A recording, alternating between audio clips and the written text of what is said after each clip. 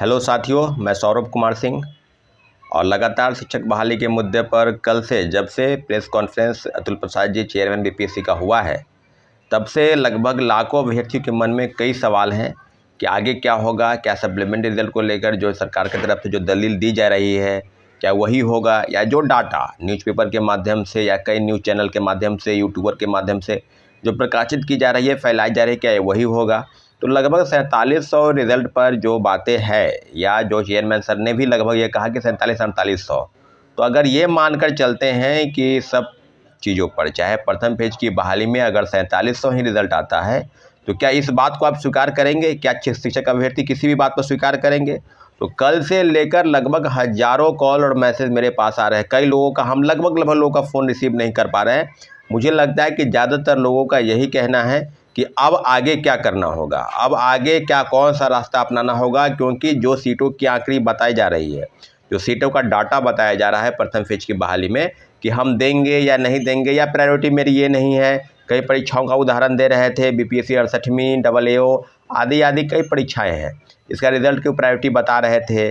तो supplementary result को लेकर जो वो वक्तव्य दे रहे थे, या पहले या 25 अक्टूबर के दिन उन्होंने ट्वीट किया था कि ड्रॉप आउट को बाहर करेंगे, या मल्टीपल रिज़ल्ट वाले हैं वो बाहर होंगे, तो सब चीज़ों पर आपने कहा कि जो डाटा मेरे पास आएगा उसी पर हम सप्लीमेंट्री रिज़ल्ट देंगे। तो फिर अब क्या क्या उन पर क्या परेशानी आ गई? क्या कौन सी चीज़ें ऐसे हैं जो उस पर दबाव बनाए? हो सके शिक्षा विभाग की तरफ से दबाव बनाया जा रहा हो सके बिहार सरकार दबाव बना रही हो, परंतु बीपीएससी द्वारा जो सीटें का आंकड़ा शिक्षा विभाग देगी, उन्हीं सीटों पर रिजल्ट निकाला जाएगा। तो इतना आप मान के चले कि मल्टीपल जो रिज़ल्ट आया है सिर्फ उसी का डाटा गया है, या गया भी होगा तो इस बात की पुष्टि नहीं हो पा रही है। तो साथियों, घबराने की ज़रूरत नहीं है। अब आपको हम बता दें कि सब चीज़ों पर, चाहे वो जो सीटें खाली है, आप सबको पता है कि मात्र 92,000 ही पद भरे गए हैं, अभी भी 28,000 पद रिक्त है। और जो बात बता रहे हैं कि जितने लोगों का हम रिज़ल्ट निकाले, तो आपने 1,20,000 लोगों का रिज़ल्ट निकाला, परंतु 10,000 लोगों ने डॉक्यूमेंट वेरिफिकेशन ही नहीं कराया। जब वो वेरिफिकेशन ही नहीं कराया, फिर तो दावा कौन कर सकता है? उस पर किसी का दावा नहीं है। तो फिर आप उसको कैसे बता रहे हैं कि वो वेटिंग लिस्ट की सूची में चली जाएगी? जिस चीज़ पर किसी का दावा ही नहीं है, तो उस चीज़ पर क्यों नहीं सप्लीमेंट्री रिजल्ट निकाला जाए? और रही बात वेटिंग लिस्ट की, तो वेटिंग लिस्ट में कौन सा ऐसा चीज़ है? ये तो राज्य सरकार का निर्णय है कि वेटिंग लिस्ट निकाला जाए, पूरी सीटों की भरी जाए। जो कवायद है, जो बिहार सरकार कह भी रही है कि हम 1,20,000 लोगों को नौकरी दिए, तो फिर 92,000 लोगों को ही नौकरी मिली। उसमें भी 40-42,000 नियोजित शिक्षक हैं जो ऑलरेडी जो है पहले से जॉब में हैं। और लगातार ये बात हो रही है कि उनको राजकर्मी का दर्जा दिया जाएगा। लगभग 1 साल से लगातार बातें हो रही है कि इस कैबिनेट की मंजूरी मिल जाएगी, अगले कैबिनेट की मंजूरी मिल जाएगी। और जितने भी शिक्षक संघ के नेता हैं, सबके साथ माननीय मुख्यमंत्री जी की बातचीत भी हुई थी कि कैबिनेट की मंजूरी मिल जाएगी। इसके बावजूद भी उनको फॉर्म भी भरवा लिया। यानी जो प्रथम फेज की बहाली में हुआ, वो सेकेंड फेज की बहाली में भी वही हो रहा है। लगभग 8 लाख से ज़्यादा लोगों ने अप्लाई किया है सेकेंड फेज की बहाली में।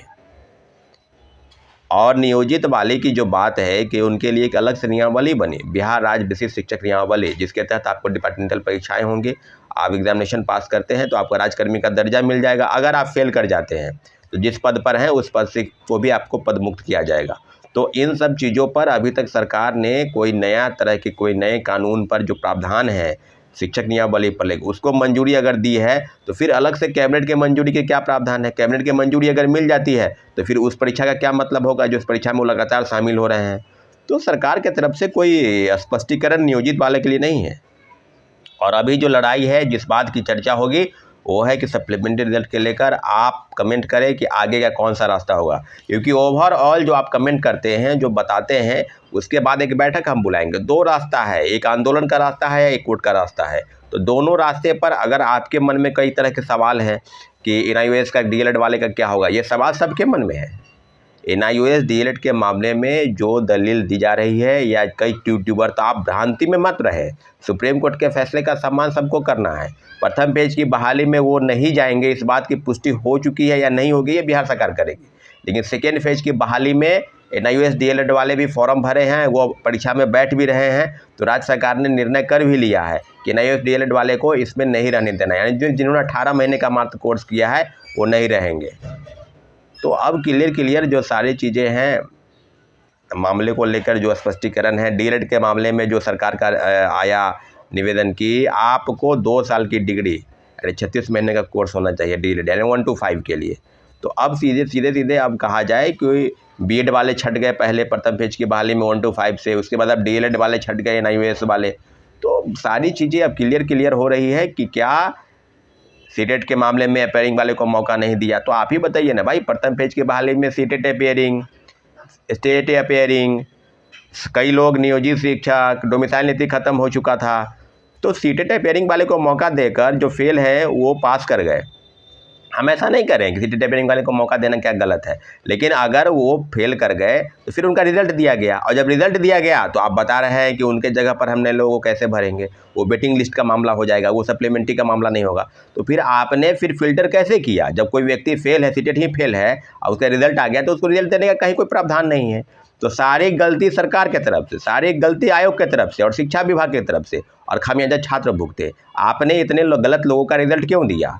फिर बार बार उसको बाहर करने का जो बात आप बता रहे हैं कि हम वेटिंग लिस्ट नहीं देंगे, वो प्रावधान नहीं है, तो फिर आप सरकार से एक आग्रह कीजिए कि वेटिंग लिस्ट का प्रावधान होना चाहिए।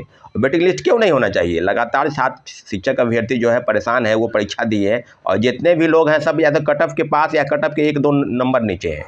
तो वेटिंग लिस्ट में क्या दिक्कत है? मैं वेटिंग लिस्ट की बात कर लूँ, लेकिन सप्लीमेंट्री रिजल्ट को लेकर जितनी भी सीटें खाली है उस पर रिजल्ट आनी चाहिए, क्योंकि 10,000 लोगों ने डॉक्यूमेंट वेरिफिकेशन नहीं कराया है, और कई हज़ार ऐसे लोग हैं जिनका ड्रॉप आउट हुआ, तब मल्टीपल। अभी सिर्फ एक ही चीज़ पर ये चर्चा कर रहे हैं कि मल्टीपल रिजल्ट। मान लीजिए किसी का रिजल्ट 1 to 5 में भी है, किसी का 8, 9 और 10 11 सब में है, पीजीटी, टीजीटी और टीआरई सब में है।